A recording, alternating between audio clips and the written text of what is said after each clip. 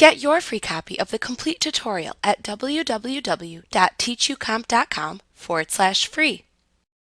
You can also create links on your web page to email addresses.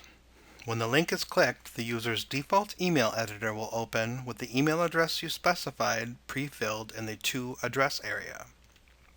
To create an email link, you use ahref with a value of mail2, and the email address you specify.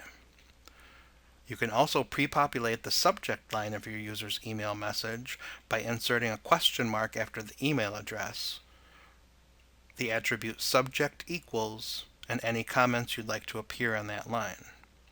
This can be especially useful by helping you quickly identify and organize your emails.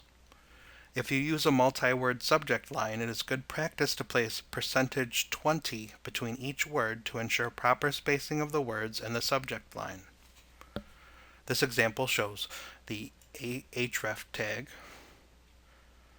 mail2, the email address you specify, question mark,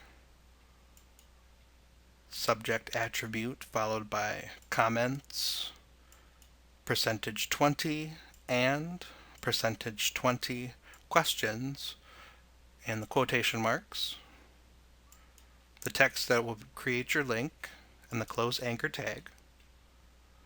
Your web browser will display your text link that, when clicked, will take you to your email editor with the To address filled and the subject line filled with comments and questions. Like what you see? Pick up your free copy of the complete tutorial at www.teachucomp.com/free.